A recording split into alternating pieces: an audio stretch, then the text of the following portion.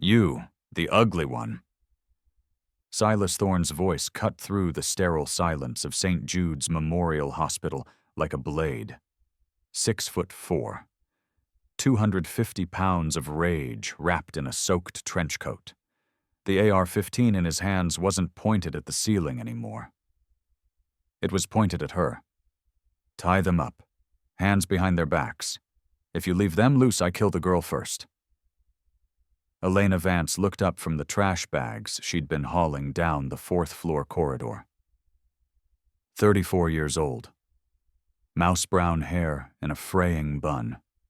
Scrubs 2 sizes too big, hanging off her hunched shoulders like she was trying to disappear inside them. The other nurses called her the robot. The doctors didn't call her anything at all. She was invisible, forgettable, safe. What Silas Thorne did in the next 60 seconds would reveal a truth that had been hidden for 7 years. A truth that would turn a hostage situation into a nightmare. For him. Comment where you're listening from.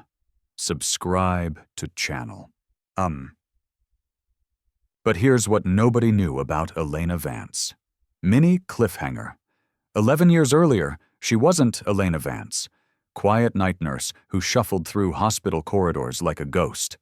She was Staff Sergeant Vance, attached to the 75th Ranger Regiment, Cultural Support Team, Pesh Valley, Afghanistan. The Hindu Kush Mountains didn't care about your pronouns or your politics. They cared if you could clear a compound in pitch darkness while taking fire from 300 meters out. They cared if you could treat a sucking chest wound with one hand while returning fire with the other. Elena could do both. Silver Star. 2 Purple Hearts. Level C Combat Medic. Close Quarters Battle Specialist. Survival, Evasion, Resistance, and Escape certified. The kind of resume that doesn't fit on a hospital badge. The kind of past you don't mention during a nursing school interview when they ask, "Why did you choose healthcare?" Because what was she supposed to say? I've held men's intestines inside their bodies while waiting for medevac. I've made tourniquets from bootlaces. I've killed 3 people in hand-to-hand combat. I want to save lives now instead of ending them. They don't have a checkbox for that on the application. So she lied. I want to help people. Smiled that timid smile she'd practiced in the mirror. Got the job. Became invisible. 7 years she'd been invisible. 7 years of night shifts. 7 years of doctors like Marcus Halloway snapping at her for being too slow, too quiet, too unremarkable. 7 years of younger nurses like Sarah Jenkins whispering, "I swear she's a robot. Who does laundry for 48 hours straight?" 7 years of walking through that hospital like she was made of smoke. But here's the thing about smoke. Mini cliffhanger. When you need it, it can choke you. When you control it, it can hide you. And when the fire gets hot enough, smoke becomes something else entirely. Elena Vance was about to become fire. The shift had started normal as 2 a.m. gets on a trauma ward. Dr. Marcus Halloway was running on his 6th coffee and his considerable ego, fresh off a 6-hour vascular repair on a gunshot victim from downtown Seattle. Brilliant surgeon, arrogant as hell, the kind of man who believed his own press releases. "Vance," he'd barked earlier, not even looking at her. "The crash cart in 408 needs restocking, and someone left a tray in the break room. Handle it." Elena had nodded. "Yes, doctor." Shuffled away. Invisible. Sarah Jenkins, 22 and fresh out of nursing school, had whispered loud enough for Elena to hear. "Does she ever, have an opinion? Or emotions?" "As long as she preps the meds correctly," Halloway had muttered. "I don't care if she stares at walls." They didn't notice that Elena never jumped when equipment clattered. Never startled when a patient coded. Never flinched when the emergency sirens wailed.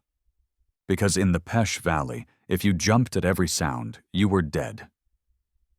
What they also didn't notice, the way Elena's eyes tracked every exit, the way she positioned herself with her back to walls, the way she could assess a room's tactical advantages in 3 seconds flat. 7 years of hiding that part of herself.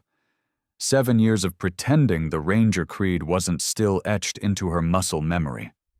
I will never leave a fallen comrade to fall into the hands of the enemy. That creed was about to be tested. Because when Elena heard that sound at 0214 hours, the metallic clack slide of a bolt carrier group being racked on an AR-15, everything changed. She froze. Not in fear, in recognition. That sound doesn't belong in a hospital. She'd heard it 1,000 times, in training, in combat, in the seconds before someone died. Elena Vance, invisible night nurse, stepped backward into the shadows of the utility room. Staff Sergeant Vance, 75th Ranger Regiment, assessed the threat. Target, male, 6'4", 250. Weapon, AR-15 platform, short barrel, holographic sight, 30-round magazine. Secondary weapon, 1911 pistol on right hip. Knife visible in boot. Heavy trench coat. Possible body armor underneath or additional weapons. Hostile count, 1 visible. Friendlies, 2 staff visible at nurse's station, approximately 12 patients in wing. Cover, limited. Hard cover behind nurse's desk only.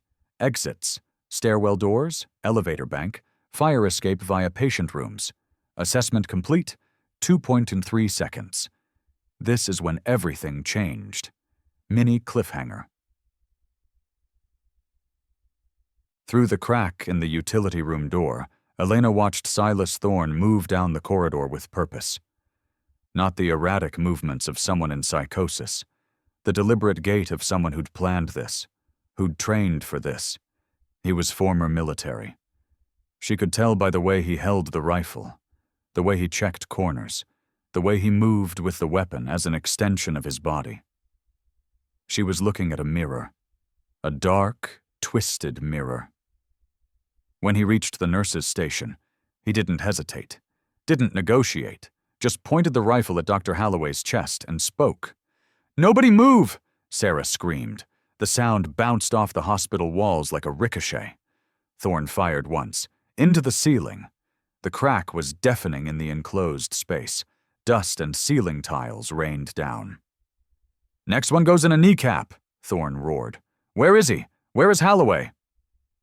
Marcus Holloway, usually the god of his domain, was trembling, hands raised, face the color of old oatmeal. I'm Dr. Holloway."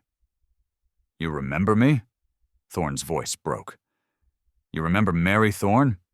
3 years ago. Table 4. You said it was routine bypass surgery. You said she'd be home for Christmas." Holloway stammered.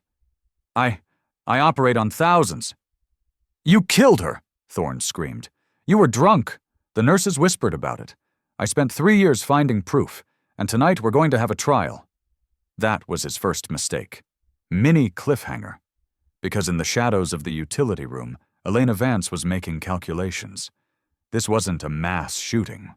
This was targeted revenge. Thorne wanted Holloway specifically, which meant the other hostages were leverage, not targets, which meant she had options. Thorne swung the rifle toward Sarah. "You, get the patients out of their rooms, everyone in the hallway now. Anyone who can't walk, you drag them." Sarah was sobbing, hyperventilating, useless. Elena needed to get into the room, needed to become part of the scene, needed to get close. She took a breath, flipped the switch in her head, the one that turned Staff Sergeant Vance back into mousy Elena, pushed the utility door open, stumbled out, dropping the trash bags with a loud clatter. Thorne spun, rifle snapping toward her. "Freeze!" Elena threw her hands up, let her shoulders hunch, let her mouth hang open in terrified shock, made her voice crack and whimper. Please, don't shoot! I was just taking out the trash!" Thorne studied her, saw the frayed scrubs, the messy hair, the absolute terror in her posture. Saw prey. He didn't see the way her eyes were scanning the magazine well of his rifle. Safety off, round chambered, approximately 28 rounds remaining based on the curve of the magazine. He didn't see her measuring the distance between them. 47 feet. Too far to close without getting shot. He didn't see her cataloging every potential weapon in the corridor. Crash cart with scalpel tray, defibrillator unit, oxygen tanks, IV poles, fire extinguisher. "Get over here," Thorne barked. "Move!" Elena scrambled forward, intentionally tripping over her own feet, lowering his threat assessment of her with every clumsy step. When she reached the nurse's station, she stood next to Sarah and Holloway. Sarah grabbed her hand, squeezing hard enough to hurt. Elena squeezed back. Firm, controlled, not the grip of someone terrified. Sarah looked at her, confused. Elena's face remained blank, but her eyes, for just 1 second, were sharp, alert, combat-ready. Then the mask slipped back on. Timid nurse. Terrified. Helpless. What happened next would change everything. Mini cliffhanger. Thorne pulled a bundle of zip ties from his duffel bag, threw them at Elena. "You, the ugly one. Tie them up, hands behind their backs. If you leave them loose, I kill the girl first." The ugly one. 7 years of being invisible. And the first time someone really looked at Elena Vance, that's what they saw. Not the silver star for valor under fire, not the 2 purple hearts, not the woman who'd carried a wounded ranger 4 clicks through enemy territory because she'd sworn an oath. "I will never leave a fallen comrade." The ugly one. Elena picked up the zip ties. Her hands shook, on purpose. "Yes," she whispered. She moved behind Dr. Holloway first. As she reached for his wrists, she leaned in close. Her voice dropped. No stutter, no fear, pure command. "When the lights go out, drop to the floor. Cover your head. Do not move until I say clear." Holloway turned his head slightly, confusion and terror mixing in his eyes. "What?" "Tighten your muscles," Elena ordered, her voice barely audible. She cinched the zip tie around his wrists, left it just loose enough that he could work free if he flexed hard, but tight enough to look secure. She moved to Sarah. The young nurse was still sobbing, mascara running down her face. "Sarah," Elena whispered, "I need you to be brave. Can you do that?" "I'm going to die," Sarah whimpered.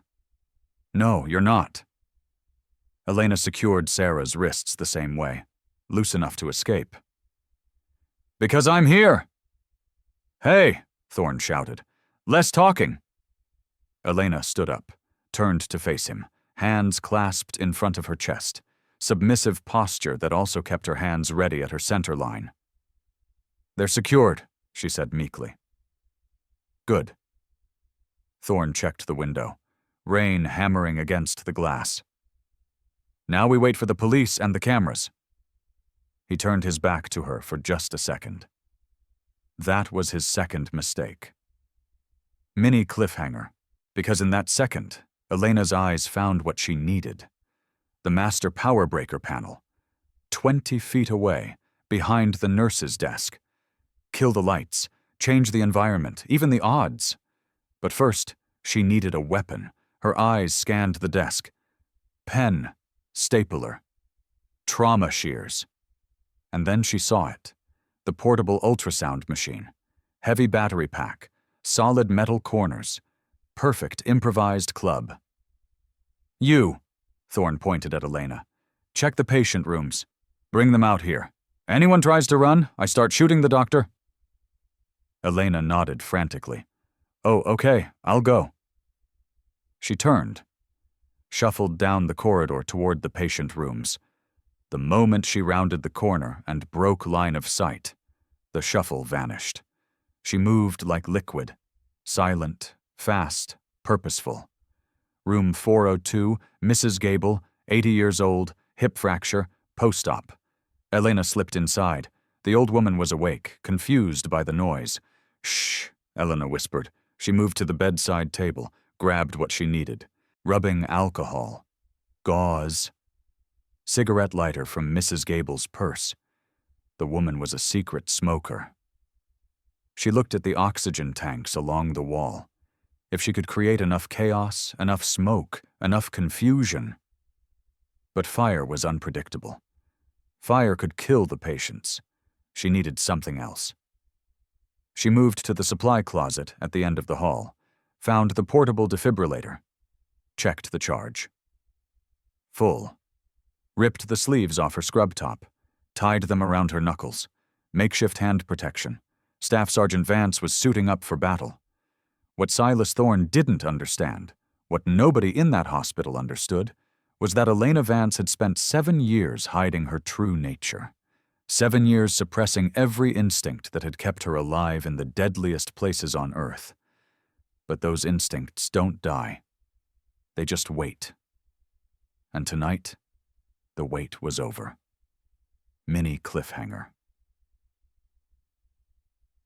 Elena walked back into the corridor, but she wasn't hunched anymore. She was walking tall, shoulders back, head up. In her right hand, hidden behind her leg, trauma shears. In her left, a glass vial of succinylcholine. Paralytic agent, fast-acting. "Hey!" Thorne shouted from the nurse's station. "What's taking so long?" "I had to help Mrs. Gable," Elena called back. But her voice was different now. It carried. It had weight. Thorne squinted. Something was off. The air had changed. "Stop right there," he ordered, raising the rifle. Elena stopped, 40 feet between them. "You look different," Thorne said slowly. "It's the lighting," Elena said flatly. "Get on your knees." Elena looked him dead in the eye. "No." The silence that followed was heavier than thunder. Holloway gasped. Sarah stopped crying, staring at Elena in disbelief. "What did you say to me?" Thorne whispered, stepping forward.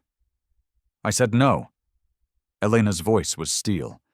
"And you should have checked the back exit." It was a lie. There was no unlocked back exit. But Thorne's head jerked instinctively toward the hallway behind him. 0.5 seconds of distraction. Elena moved. This is when everything changed. Mini cliffhanger.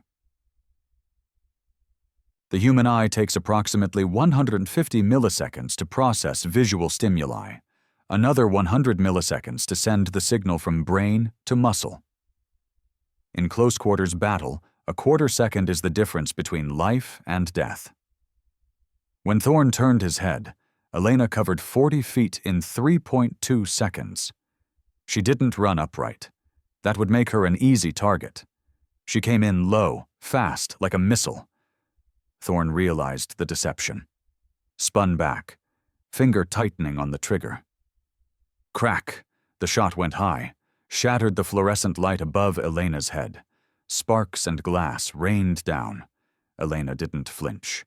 She slid on her knees for the last 6 feet, coming in under the barrel of the rifle. Her left hand shot up, smashing the vial of succinylcholine against the handguard of the AR-15, forcing the muzzle toward the ceiling. Her right hand drove down with the trauma shears. Not to stab him. The trench coat was too thick, but to jam into the ejection port of the rifle. Metal screamed against metal. She twisted. The bolt carrier jammed. The rifle was now a 10-pound club. Thorne roared. Pure animal rage. Released the rifle with one hand and backhanded Elena across the face. The blow lifted her off the floor, sent her skidding across the waxed tiles. She tasted copper. Vision blurred. "You bitch!" Thorne screamed. He racked the charging handle, but the shears were wedged deep. The gun was dead. He dropped the rifle, reached for the 1911 on his hip. Elena shook the stars from her head. She was on the floor, 5 feet away. She couldn't beat him to the draw. She looked at Holloway and Sarah, frozen in horror. "Run!" Elena screamed. "Get to the stairwell." The command broke their paralysis. Holloway grabbed Sarah by the arm, dragging her toward the fire exit. Thorne pulled the pistol, leveled it at the fleeing doctor. Bang! The shot went wide, punching into the drywall next to Sarah's head, because Elena had grabbed the nearest object, a wheeled IV stand, and shoved it into Thorne's legs just as he fired. The doctor and nurse burst through the stairwell doors, disappeared into concrete safety. Now it was just Elena and Thorne. Thorne turned the pistol on her. His eyes were feral. Elena rolled. Bang, bang. 2 rounds chewed up the floor tiles where she'd been a heartbeat ago. She scrambled behind the nurse's station desk. Heavy laminate counter. Decent cover. "I see you," Thorne yelled, walking slowly toward the desk. "You think you're a hero? You're just a dead nurse." Elena pressed her back against the inner wall of the desk, checked her body. No holes, bruised ribs from the backhand, swelling jaw, but alive. She heard his boots crunching on broken glass. Crunch, crunch, 6 feet away. She looked at the desk. Computer terminal, pens, staplers, and the UPS battery backup sitting on the floor. Heavy lead-acid battery. 12 pounds of improvised weapon. Crunch. 4 feet. Crunch. 2 feet. Elena ripped the power cord from the wall, grabbed the UPS unit, counted his footsteps. When Thorne rounded the corner of the desk, expecting her to be cowering on the floor, he found her standing. Before he could raise the pistol, she swung the battery back up like a medieval flail. It connected with his wrist. Crack. Bone broke. Thorne screamed. The pistol flew from his hand, skittering across the floor, sliding under a locked medicine cabinet. He was disarmed, but he was 6'4" and 250, and he was enraged. He didn't need a gun to kill her. What happened next would haunt the security footage for years. Mini cliffhanger. Thorne lunged. Tackled Elena. They crashed into the wall behind the desk. The impact knocked the wind from her lungs. His hands, the size of dinner plates, found her throat. He squeezed. Elena's vision began to tunnel. Black spots danced in her peripheral vision. Her trachea was compressing. Panic, the lizard brain response, tried to take over. Flail, kick, scream. No. Elena forced her mind to focus. Technical, anatomical. Target, anterior neck. Objective, break the hold. Method, nerve strike or leverage. She stopped clawing at his face, brought her thumbs to the inside of his elbows, dug into the tender nerve clusters. He grunted, but held on. Not enough. She brought her knees to her chest, wedged them between her body and his. With a guttural scream, she extended her legs, driving her heels into his solar plexus. The force broke his grip. Thorne stumbled back, gasping. Elena dropped to the floor, sucking air. Her throat felt like it was on fire. She looked at the pistol under the cabinet. Too far. Looked at Thorne. He was recovering, shaking his head, eyes locking onto her with renewed hatred. He pulled a combat knife from his boot. 8 inches, serrated edge. "Okay," Thorne wheezed, grinning through the pain. "Now it's fun." Elena scrambled backward, kicked open the door to the supply room behind the desk, threw herself inside, slammed the door, locked the deadbolt. Thud. Thorne's body hit the door. "Open it!" he screamed, slashing at the wood. "I'm going to carve you up." Elena backed away from the door. She was in a 10 by 10 supply room. No windows. 1 door. To a civilian, this was a trap. To a ranger, this was an armory. Mini cliffhanger. Medical supply rooms are full of chemistry. Ethanol, ammonia, bleach, pressurized canisters of ethyl chloride freezing spray. Elena looked around. Her breathing slowed. The fear evaporated, replaced by cold calculation. "You want to play in the dark?" she whispered. She reached up, smashed the light bulb with a mop handle. The room plunged into pitch blackness. Outside, Thorne was shooting the lock off the door. Blam! Blam! The wood splintered. The door kicked open. Thorne stood silhouetted in the doorway, backlit by the hallway lights. He couldn't see into the black void of the supply room. "Come out, little nurse," he taunted, stepping into the darkness. Elena was gone. She'd climbed the shelving unit, pressed against the ceiling, silent as a spider. The hunt was on. But Thorne had made a critical error. He'd entered her kill box. Mini cliffhanger. Thorne moved slowly into the room, leading with his knife. His breathing was loud, raspy, giving away his position every second. Elena hung from the top shelf, legs wrapped around the uprights, directly above him. In her hand, a 500-milliliter glass bottle of ether wrapped in a towel. She waited. Thorne took another step. He was directly below her. Elena released her hold. Dropped. She didn't land on him. She landed behind him, silent as falling snow. Thorne spun around, slashing the air with his knife. Elena ducked the blade, felt the wind of it pass over her ear. She stepped in, jammed the towel-wrapped bottle of ether into his face, smashed the glass against his nose. The bottle shattered. Liquid soaked the towel and his face. The fumes were instant, overpowering. Thorne gagged, flailed, slashed blindly.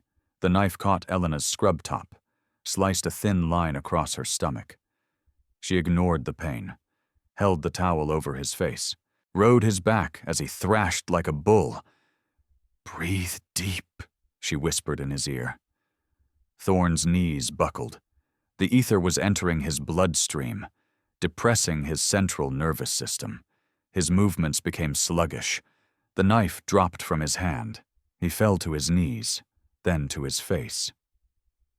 Elena rolled off him, gasping for fresh air. The fumes were making her dizzy too. She scrambled to the door, kicked it open to let the hallway light and air in. Looked back at Thorne. He was unconscious, a heap of wet trench coat and muscle. It was over, or so she thought. Mini cliffhanger. The hospital's PA system crackled to life. Code black, fire in the North Ward. Elena froze. Fire. She looked down the hall. Smoke was billowing from room 402, Mrs. Gable's room. Thorne must have set a charge, or knocked over something flammable. The fire alarm began to blare. The sprinklers kicked on, drenching the hallway. Elena looked at Thorne. He was out cold. She could leave him. Run. But the patients, 12 patients still in their rooms. And then she saw it. Thorne's hand moved. He wasn't out. He was faking. Or his tolerance defied medical science. Thorne roared, pushing himself up from the chemical puddle. His face was red, eyes bloodshot, streaming tears. But he was alive. And he was holding a detonator. "If I go," Thorne coughed, blood and ether dripping from his face, "everyone goes." He held up a small black device. "C4, he rasped. "In the oxygen storage." The oxygen storage room. If that went up, it wouldn't just be a fire. It would be a crater. The entire north side of the hospital would be gone. Elena looked at the detonator, looked at the distance between them. 10 feet. Looked at her empty hands. "Drop it," Elena said. "No." Thorne smiled, a gruesome, broken expression. "I want to see the sky fall." He moved his thumb toward the button. What Elena did next saved 73 lives. Mini cliffhanger. Elena didn't think, didn't plan. She reacted. She grabbed the only thing left on her person, the pen in her pocket, a standard-issue cheap plastic ballpoint pen. She threw it. It wasn't a throwing knife. It shouldn't have worked. But Elena Vance had spent hours in the boredom of the Afghan desert, throwing rocks at tin cans, building muscle memory, learning trajectory and force. The pen tumbled through the air, struck Thorn directly in the eye he hadn't rubbed the ether out of. It didn't kill him, but the shock of a foreign object hitting his eyeball made him flinch. His hand jerked. The detonator flew from his grip, slid across the wet floor toward the elevator shaft. "No!" Thorn screamed. He dove for it. Elena dove for him. They collided in the wet, smoky hallway, rolling over broken glass and water. It wasn't tactical anymore. It was a street fight. Thorn punched her in the ribs. Something cracked. Elena headbutted him, her forehead smashing into his broken nose. He screamed, blinded by pain. Elena scrambled on top of him, trapped his arm, wrapped her legs around his neck in a triangle choke. She squeezed. "Go to sleep," she gritted out, her face contorted with effort. "Go to sleep." Thorn thrashed, clawed at her legs, tried to stand up, lifting her off the ground with him. But Elena Vance was an army ranger. She held on. She squeezed until her muscles screamed. Thorn's struggles slowed. His arm went limp. His head lolled back. Elena held it for another 10 seconds, just to be sure. Then she let go. Thorn dropped to the floor, motionless. Elena lay next to him, staring up at the sprinklers raining down on them, bleeding, bruised, exhausted. She closed her eyes. "Clear," she whispered to the empty hall. But the night wasn't over.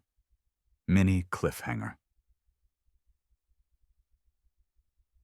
The fire in room 402 was growing. The smoke was getting thicker, and she had 12 patients who couldn't walk. Elena Vance stood up, wiped the blood from her mouth, grabbed Thorn's ankles, dragged him into the supply room, locked the door from the outside with a zip tie. Then she turned toward the fire. "Time to go to work," she said. The sprinklers were losing the battle. Room 402 was an accelerant-fueled furnace.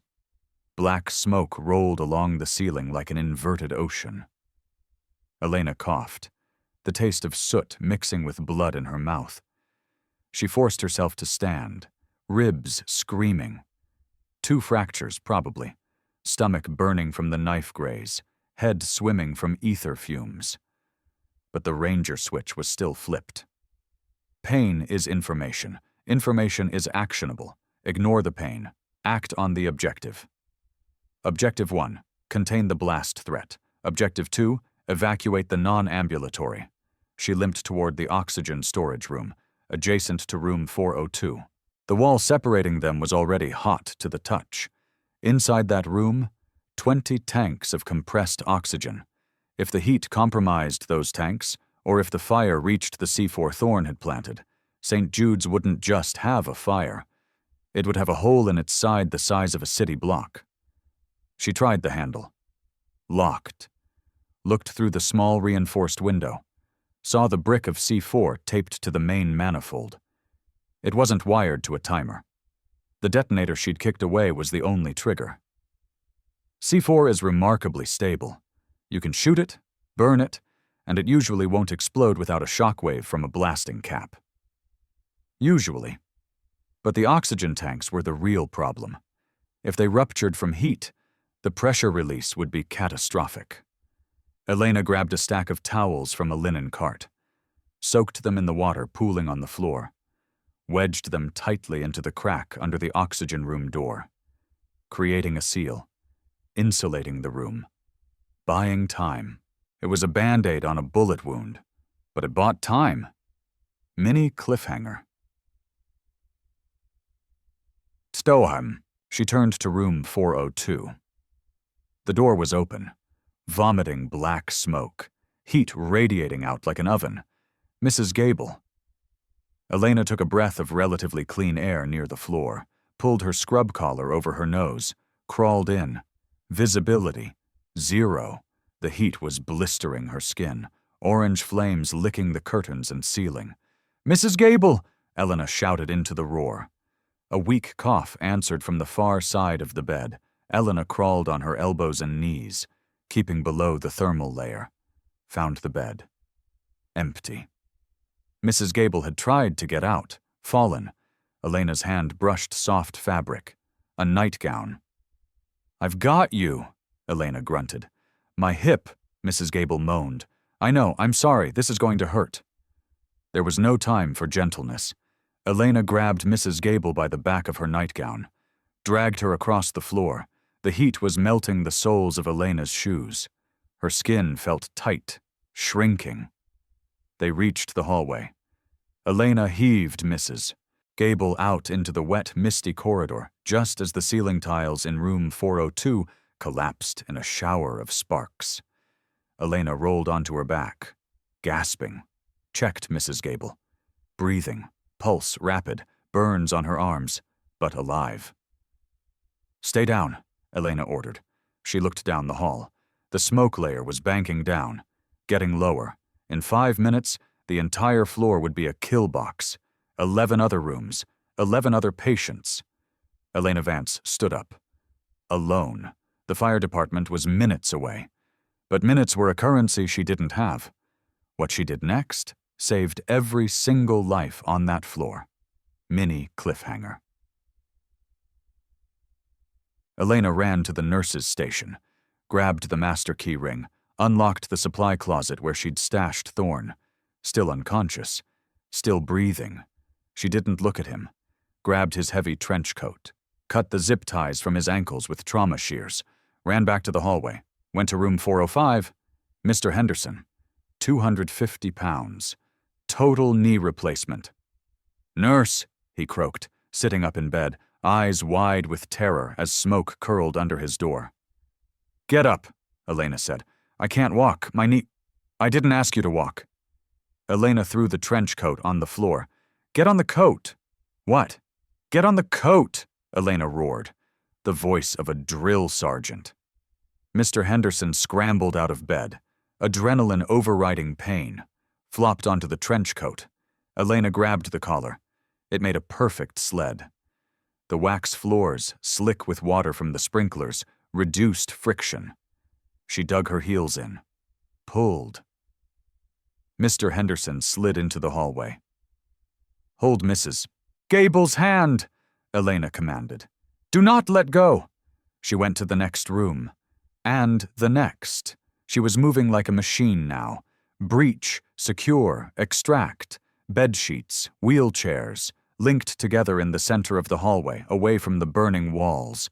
The fire had breached the ceiling now, flaming debris dropping like rain. Heat unbearable. Elena had 10 patients in the train, 2 missing. Room 410. Leo, 9 years old. Ruptured spleen. Room 412. Comatose patient on ventilator. The path to 410 was blocked by a wall of fire. The ceiling had partially collapsed. Elena looked at the fire, looked at the water soaking her scrubs. She ran to the janitor's cart, grabbed a bucket of water, dumped it over her own head, took a deep breath, lowered her head, ran straight through the wall of fire.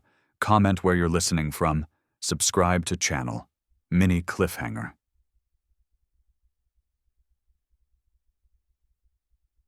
Outside St. Jude's Hospital, the world had turned into chaos. SWAT teams from the Seattle Police Department had established a perimeter. Armored bearcats idling on wet pavement. Snipers on adjacent rooftops battling driving rain. Captain Miller stood by his cruiser, looking at hospital blueprints. "Status," he barked into his radio. 2 hostages released, Dr. Holloway and Nurse Sarah Jenkins. Exited via north stairwell. "Get them to command post, now." 5 minutes later, trembling Sarah and shell-shocked Holloway stood under the awning, wrapped in blankets. "Tell me what's happening up there," Miller said. "How many shooters?" "1," Holloway said, voice raspy. "Big guy, heavy weapons." "Who's still inside?" "Patients," Sarah sobbed. "And Elena." "Elena?" "Another nurse. But she's not just a nurse." Miller frowned. "What do you mean?" Holloway looked at the police captain, eyes wide with awe.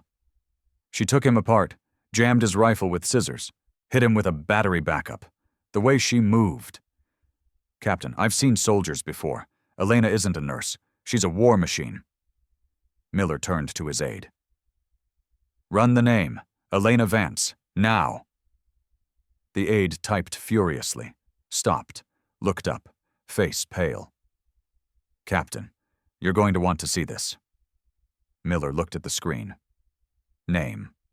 Vance, Elena Rank, Staff Sergeant, Retired Unit, 75th Ranger Regiment, Cultural Support Team decorations, Silver Star, 2 Purple Hearts notes, honorable discharge following IED injury in Kandahar. Specializations, SAR, Level C Combat Medic, Close Quarters Battle. Miller stared at the screen, looked back up at the 4th floor, lights flickering. God help that gunman, Miller muttered. Stand down the entry team. We don't want to get in her way. But the situation had just gotten worse. Mini cliffhanger. Fire Command says the 4th floor is fully involved, a sergeant yelled. They can't get the ladder truck close enough. Wind and overhang. We have to go up, Miller said. It's an oven up there, Captain. No visibility. If we go in, we go. Miller's voice was steel. Alpha team on me. Gas masks, breaching charges. The SWAT team moved up the stairwell. A column of black-clad warriors reached the 4th floor landing. Door was hot. Smoke seeping through the jambs. Miller signaled. Breach. They hit the door with a ram. It flew open. A wall of black smoke. Intense heat. Clear left. Clear right. They moved into the haze. Weapon lights cutting beams through the gloom. Police, call out, Miller shouted. Silence. Just the roar of fire and hiss of sprinklers. They moved up. Captain, look. Through the swirling smoke, a shape emerged. It looked like a human centipede, a chain of people, patients on sheets, patients in wheelchairs, patients dragging each other, huddled low to the ground in the center of the hall, covered in wet blankets. Get them out! Go, go! SWAT officers slung rifles, began grabbing patients, hauling them toward the stairwell. Where is the nurse? Miller asked Mr. Henderson as he dragged the big man to safety. She went back, Henderson coughed, pointing into the orange glow. She went back for the kid. Miller looked down the hall, ceiling sagging, structural integrity failing. Vance! Miller screamed. Vance! No answer. Captain, we have to pull back. Roof's coming down. Miller hesitated. He knew the protocol. Never trade a life for a body. Pull back, Miller ordered. Get these people out. The team retreated. Heavy fire door slamming shut behind them, sealing the 4th floor.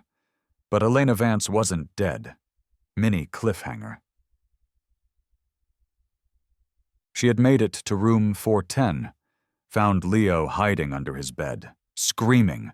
She dragged him out, shielded his body with hers as burning ceiling tiles rained down, got him to the hallway.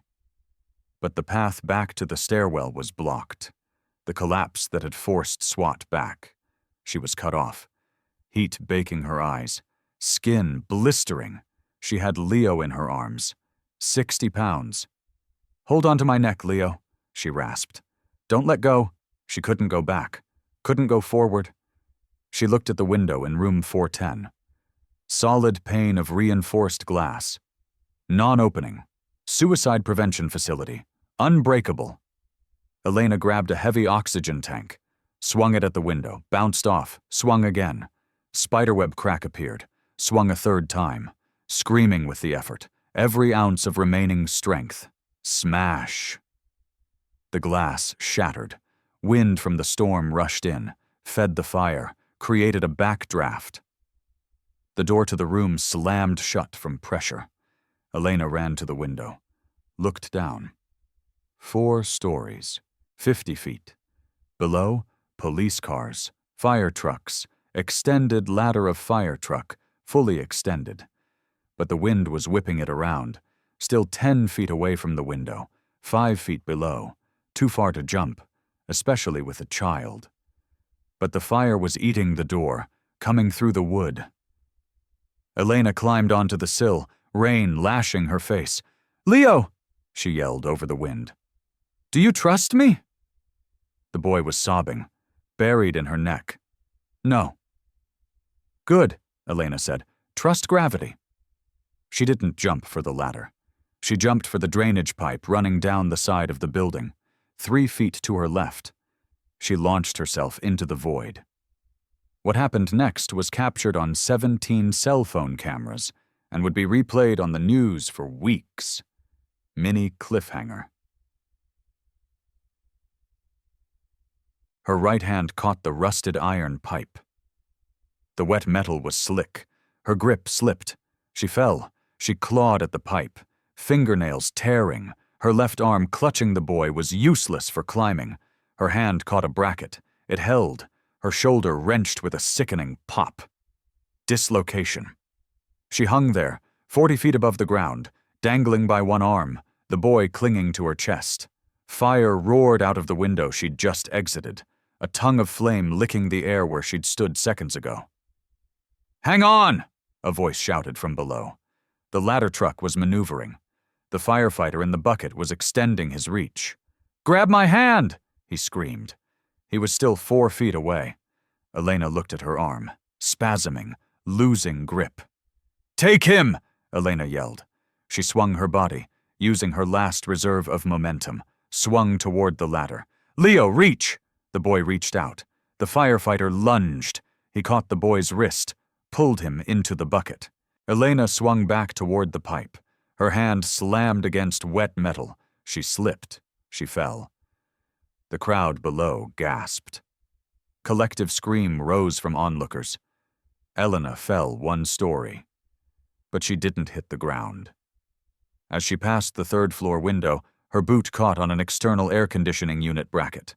It spun her around, slammed her body against brick wall. She grabbed the grate of the AC unit with her good hand. Hung there, battered, burned, dislocated shoulder, dangling, bleeding from a dozen cuts, suspended 30 feet in the air. The firefighter in the bucket lowered the controls rapidly. The bucket descended. I got you, he yelled, maneuvering the basket under her feet. Elena let go, collapsed into the basket, a heap of wet scrubs and blood. The firefighter keyed his radio. I have the child and I have the woman. She's alive. Repeat, the ranger is alive. As the bucket lowered to the ground, the crowd broke the police line. It wasn't a mob. It was the staff, Dr. Holloway, Sarah. They ran toward the truck. When the basket touched asphalt, Elena tried to stand. She failed. Holloway was there, grabbed her uninjured side. I got you, Elena, Holloway said, tears streaming down his face. I got you. Elena looked at him, face black with soot, hair singed, eyes haunted. The count, she whispered. What?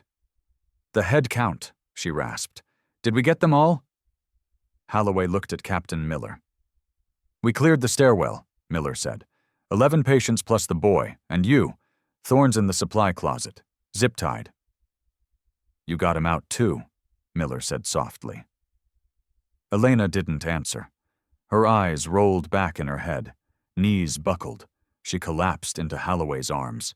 Adrenaline finally ceding territory to trauma.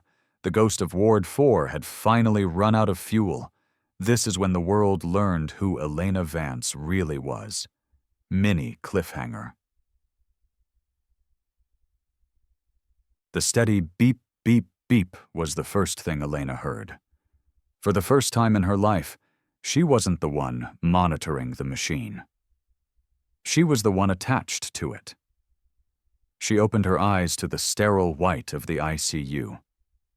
Dr. Marcus Holloway sat in a plastic chair by her bed.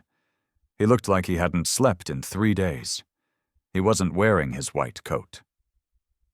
Welcome back, Sergeant, he whispered. The patients, Elena rasped, throat raw from smoke. All of them. Marcus smiled, tears brimming. Every single one made it out. Even the kid. You threw him into a firefighter's arms from 40 feet up. Elena nodded, relief washing over her battered body. 3 broken ribs, dislocated shoulder, second-degree burns across her back.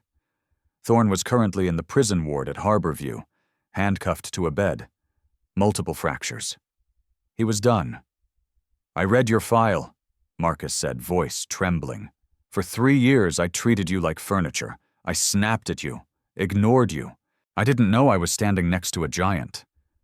"I just did my job," Elena murmured. "No, you did mine." Marcus's voice cracked. He leaned in, expression haunted. "Thorne." Before he went down, he screamed that I was drunk that night, 3 years ago, when his wife died. He looked at her, terrified of the answer. "Was I, Elena? I was in a dark place then. I don't remember."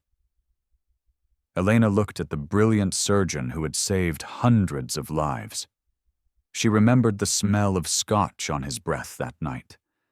She remembered stepping in to steady his hand. But she also remembered that Mary Thorne had died of a massive embolism, that no doctor, drunk or sober, could have stopped. "You were tired, Marcus," she lied, voice steady, commanding. "You were sober. You did everything right."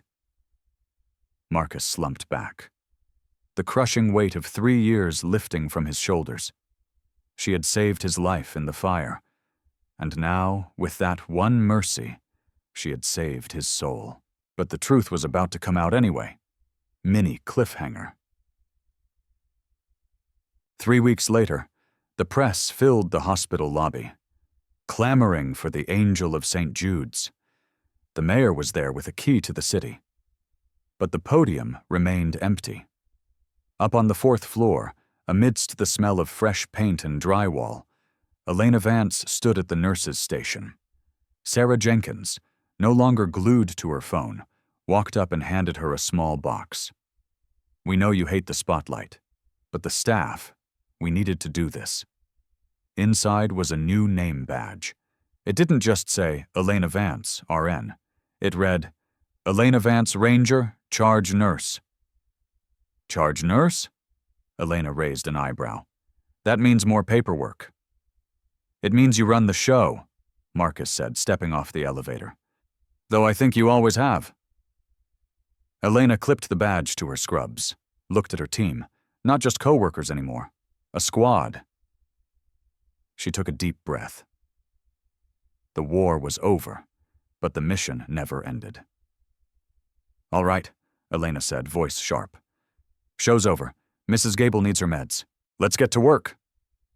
She turned and walked down the hall, silent as a ghost, ready for the night watch. So let me ask you something. Who are the quiet warriors in your life? Who is the person in your office, your school, your hospital, who seems invisible but might be holding the whole place together? The janitor who notices when you're having a rough day. The receptionist who remembers your name when everyone else forgets. The night shift worker who keeps everything running while the world sleeps. We live in a society obsessed with loud voices and viral moments. But true strength isn't about how much noise you make. It's about what you're willing to do when the lights go out and the fear sets in. Elena Vance teaches us that heroes don't always wear capes. They don't always wear uniforms. Sometimes they wear frayed scrubs and comfortable shoes.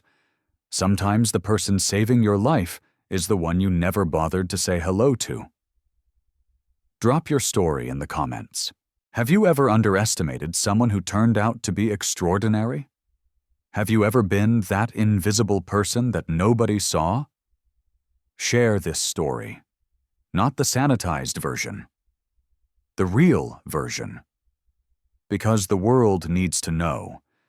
The people we dismiss, ignore, and overlook might be the very ones who save us when everything falls apart. Subscribe to channel. Stay just. Stay loud. Stay free.